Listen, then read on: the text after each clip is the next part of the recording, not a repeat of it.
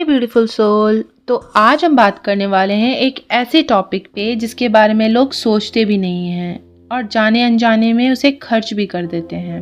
जी हाँ, energy leakage.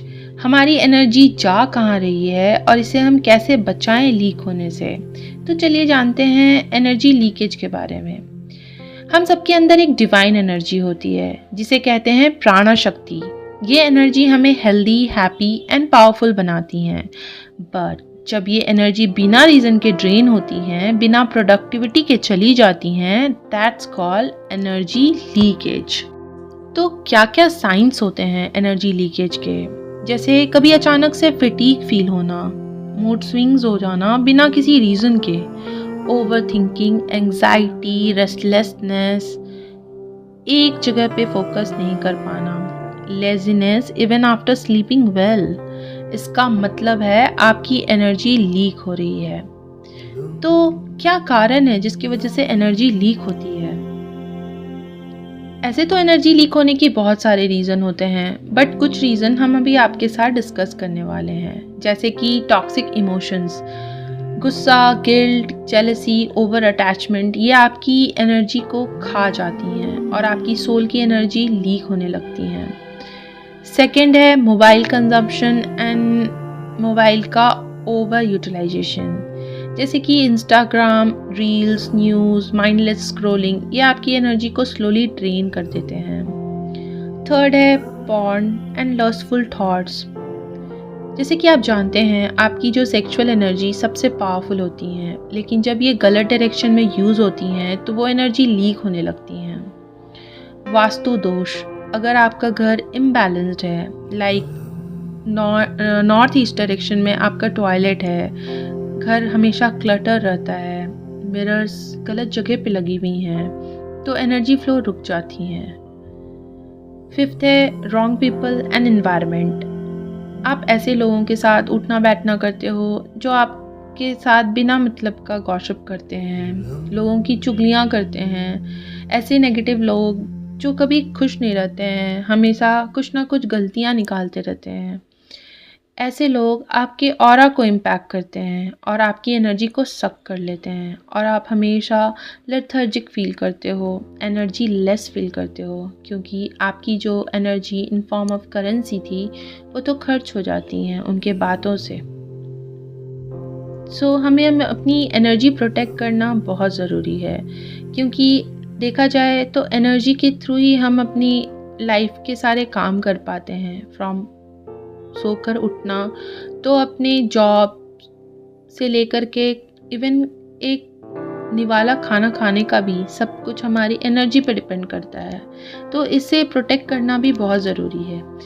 आप अपनी एनर्जी को प्रोटेक्ट कर सकते हो, जैसे कि आप बहुत ज़्यादा नेगेटिविटी या बहुत ज़्यादा लेथर्जिक या एनर्जी बिल्कुल कम लग रही है आपको, तो आप डेली एनर्जी क्लिनजिंग रिचुअल्स अपना सकते हो, जैसे कि सॉल्ट वाटर बाथ, यानी कि जब भी आप नहाने जाओ तो थोड़ा सा सेंधा नमक अपने स्नान के टाइम पे पानी में मिलाकर उसे नहा लें। उससे आपकी जो एनर्जी है वो पॉजिटिव में तब्दील हो जाती है।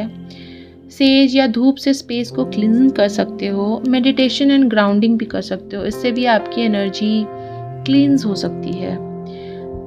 सेकेंड है डिजिटल डिटॉक्स, क्योंकि हम एक डिजिटल वर्ल्ड में रहते हैं, हमारा काम बिना फ़ोन लैपटॉप के हो नहीं सकता है, इसलिए हमें हर दिन 1 घंटा बिना फ़ोन के बैठना चाहिए, नेचर में जाना चाहिए, अपने लिए एक शेड्यूल बनाना चाहिए जिसमें हम कुछ टाइम बिना स्क्रीन के भी रह सकें। और सबसे इम्पॉर्टेंट बात है नो स्क्रीन बिफोर स्लीपिंग, ये हमारे मेंटल ऑरा को भी प्रोटेक्ट करती है। अब बात करते हैं सेक्सुअल अर्जेस को। इसकी वजह से हमारी एनर्जी लीक होती है, तो अपने सेक्सुअल अर्जेस को भी कंट्रोल करना हमें बहुत इम्पॉर्टेंट से आना चाहिए। ये कोई सप्रेशन नहीं होता है, इसको हम एक ट्रांसफॉर्मेशन की तरह देख सकते हैं। जैसे कि अपनी एनर्जी को क्रिएटिव वर्क में लगा दीजिए, कुछ मंत्रा चैंटिंग कीजिए या फिज़िकल मूवमेंट कीजिए, इससे आपकी जो एनर्जी लीक हो रही है उसको आप बचा सकते हो और अपनी एनर्जी को यूटिलाइज कर सकते हो कुछ प्रोडक्टिव काम की तरह। वास्तु करेक्शन बहुत इम्पॉर्टेंट है, इसलिए छोटी छोटी बातें आप अपने घर में अपना के अपने घर का छोटा मोटा वास्तु करेक्शन तो कर ही सकते हो।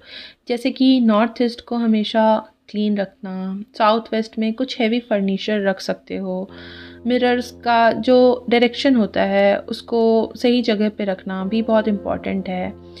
और कुछ टूटी फूटी चीज़ें जो आपके घर में हैं उसको हटा देना, ऐसे कुछ यूज़लेस थिंग्स जो आपके घर में रखे हैं उसको भी हटा देना। आपका अगर टैप या कहीं से वाटर लीक हो रहा है तो उसे भी आप प्लम्बर से उसको ठीक करा दो, तो इससे भी आप अपने वास्तु करेक्शन कर सकते हो। घर में घंटी, शंख या कुछ ओम की ध्वनि या कुछ अच्छा जो आपको सुनना पसंद हो ऐसे म्यूज़िक बजा सकते हो, जिससे आपकी घर की एनर्जी पॉजिटिव वे में चेंज हो जाए।